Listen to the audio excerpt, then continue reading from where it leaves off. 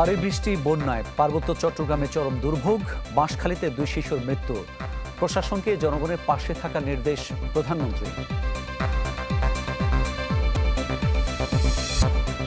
Iran যুক্তরাষ্ট্র পাল্টাপাল্টি হামলায় মধ্যপ্রাচ্যে বাড়ছে উত্তেজনা, ফের তৎপর মধ্যস্থতাকারীরা।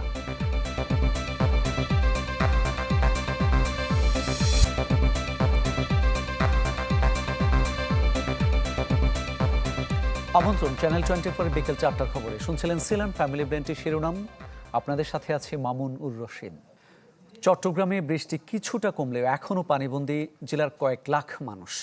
সবচেয়ে খারাপ অবস্থা সাতকানিয়া ও বাঁশখালীর। সাতকানিয়ায় প্লাবিত হয়েছে প্রায় সব ইউনিয়ন, বিচ্ছিন্ন হয়ে পড়েছে সড়ক যোগাযোগ, এতে দুর্ভোগ পৌঁছেছে চরমে। আজ বানের পানিতে 2 শিশুর মরদেহ উদ্ধার করা হয়েছে। এমন অবস্থায় খোলা হয়েছে 89টি আশ্রয় কেন্দ্র। পাশাপাশি প্রতিটি ইউনিয়নের জন্য 1 টন করে চাল বরাদ্দ দেওয়া হয়েছে। বাঁশখালী এলাকা পরিদর্শন করেছেন জামায়াত আমির ডাক্তার শফিকুর রহমান। এদিকে বৈরী আবহাওয়ার কারণে শনিবার চট্টগ্রাম বোর্ডের এইচএসসি ও সমমান পরীক্ষা স্থগিত করা হয়েছে।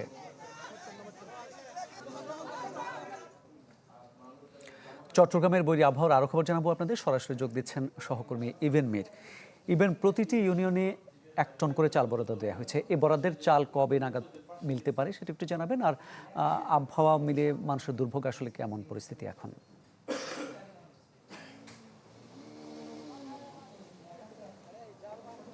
মামুন, এটি যেহেতু সরকারি সিদ্ধান্ত হয়েছে, সেই সিদ্ধান্তের চাল আসতে আসলে সময় সাপেক্ষ বিষয়। যখন এখন পর্যন্ত আসলে সরকারি সহায়তা আসেনি, তবে ব্যক্তি উদ্যোগের যে সহায়তা, যে ব্যক্তি প্রতিষ্ঠান কিংবা যে সামাজিক সংগঠন, তারা তাদের মতো করে যে ত্রাণ বিতরণ কার্যক্রম সেটি করছেন। আমরা এখন যে জায়গায় আছি সেখানেও সকাল থেকে দেখছি যে আসলে কয়েক জায়গায় যে ত্রাণ বিতরণ কার্যক্রম সেটি ত্রাণ বিতরণ করা হয়েছে।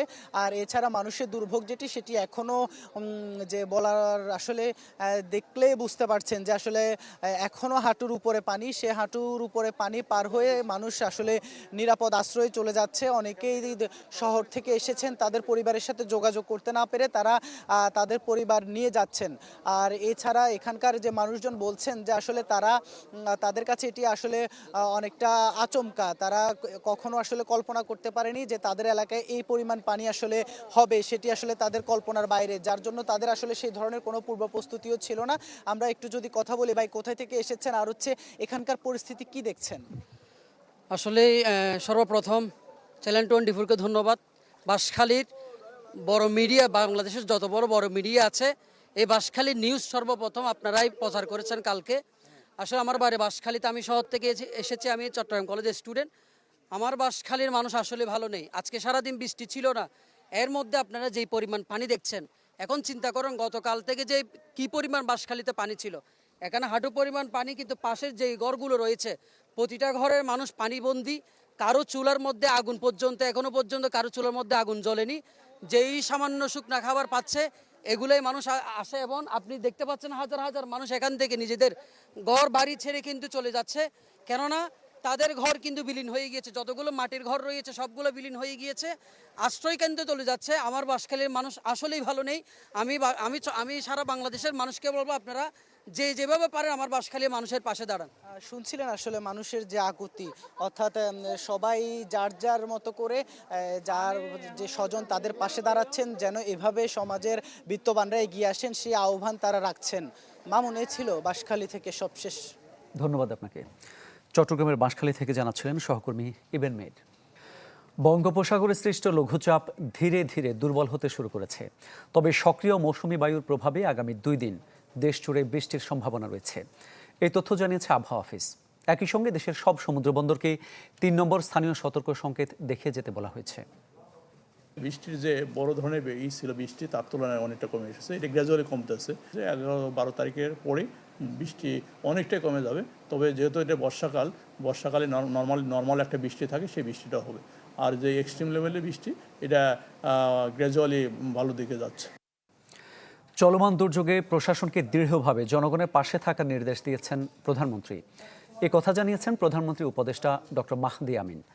রাজধানীর সরকারি বাংলা কলেজের প্রাক্তন শিক্ষার্থীদের পুনর্মিলনী অনুষ্ঠানে তিনি বলেন, বন্যায় ক্ষতিগ্রস্তদের পাশে থাকার জন্য বিএনপি নেতাকর্মীদেরও নির্দেশনা দেওয়া হয়েছে। সর্বস্তরের সকল যারা প্রশাসনের রাষ্ট্রযন্ত্রের সাথে জড়িত আছেন নির্দেশনা দিয়েছেন যেন জনগণের সাথে থাকেন, জনগণের পাশে থাকেন। ইতিমধ্যে আমরা দেখেছি উনি খুব স্বল্প সময়ের ভিতরে 2,15,00,000 টাকা নগদ অর্থ সহায়তা দিয়েছেন, নিশ্চিত করেছেন 1,000-এর বেশি আশ্রয় কেন্দ্র। রাজধানীর মোহাম্মদপুরের আজিজ মহল্লায় একটি বহুতল ভবন হেলে পড়েছে। এই ঘটনায় এলাকায় ছড়িয়ে পড়ে আতঙ্ক।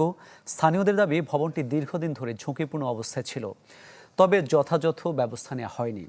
নিরাপত্তার স্বার্থে ভবনটিতে বসবাসকারীদের সরিয়ে নেওয়া হয়েছে। দ্রুত ঘর থেকে বের হয়ে তারা নিরাপদ স্থানে আশ্রয় নেন।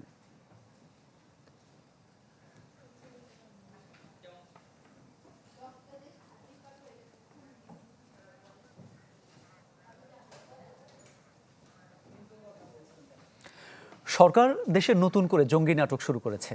বায়তুল মোকাররম উত্তর গেটে ইসলামী আন্দোলনের সমাবেশে এ মন্তব্য করেন দলটির নায়েবে আমির সৈয়দ মোহাম্মদ ফয়জুল করিম।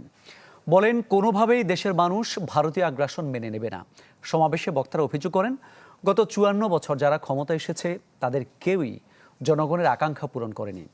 জুলাইয়ের ওপর ভর করে বিএনপি ক্ষমতা এলেও জুলাই সনদ বাস্তবায়নে তারা টালবাহানা করছে। হুঁশিয়ারি দেন, এর পরিণতি ভালো হবে না। আবার নতুন ভাবে জঙ্গি সৃষ্টি করতেছে। এই দেখেছেন কয়েকদিন আগে জঙ্গি নাটক শুরু হয়েছে। এই জঙ্গি নাটক এটা বাংলাদেশের কোনো সংস্কৃতি নয়, এটা ভারতের এক সংস্কৃতি। এই জঙ্গি নাটকের মাধ্যমেই এদেশের আলেম ওলামা মাদ্রাসা মুসলমানদেরকে ধ্বংস করার অস্ত্র হিসেবে ব্যবহার করেছে। দেশের বাইরের খবর জানাবো। ইরান যুক্তরাষ্ট্রের পাল্টাপাল্টি হামলায় ফের মধ্যপ্রাচ্যে বাড়ছে উত্তেজনা। হুমকির মুখে পড়েছে দুই দেশের সই হওয়া প্রাথমিক শান্তি চুক্তি। নতুন করে পারমাণবিক বিদ্যুৎ কেন্দ্রের কাছে হামলার অভিযোগ করেছে ইরান, তবে এই বিষয়ে কোনো মন্তব্য করেনি যুক্তরাষ্ট্র। এদিকে নড়বড়ে যুদ্ধবিরতির ফাঁকে ইরানের সাথে বড় যুদ্ধের প্রস্তুতির কথা জানিয়েছে ইসরায়েল। যুদ্ধ স্থায়ীভাবে বন্ধে প্রাথমিক শান্তি চুক্তি সইয়ের পর অনেকেরই আশা ছিল এবার বুঝি মধ্যপ্রাচ্যে উত্তেজনা কমে আসবে, কিন্তু তা হয়নি। টানা 3 দিন হামলা পাল্টা হামলা করেছে দুপক্ষ। এতে প্রাণহানি ও ক্ষয়ক্ষতি দুটোই হয়েছে। বৃহস্পতিবার ভোরে ইরানের বিভিন্ন স্থানে 90টি নিশানায় আঘাতের দাবি করে মার্কিন বাহিনী। জবাবে কুয়েত, বাহরাইন, কাতার, জর্ডানে যুক্তরাষ্ট্রের বিভিন্ন স্থাপনা লক্ষ্য করে হামলা চালায় ইরান। রাতে ইরানের রাষ্ট্রীয় সংবাদ মাধ্যম জানিয়েছে, বুশের অঞ্চলের দেশটির একমাত্র পারমাণবিক বিদ্যুৎ কেন্দ্রের আশপাশে হামলা চালানো হয়েছে। তবে এ বিষয়ে মার্কিন সামরিক কেন্দ্রীয় কমান্ড কোনো মন্তব্য করেনি। যুক্তরাষ্ট্রের প্রেসিডেন্ট ডোনাল্ড ট্রাম্প গেল বুধবার বলেন, হরমুজ প্রণালীতে জাহাজে ইরানের সাম্প্রতিক হামলায় যুদ্ধবিরতির সমাপ্তি ঘটেছে। সতর্ক করেন, এ ধরনের হামলা অব্যাহত থাকলে যুক্তরাষ্ট্র আরও কঠোর জবাব দেবে।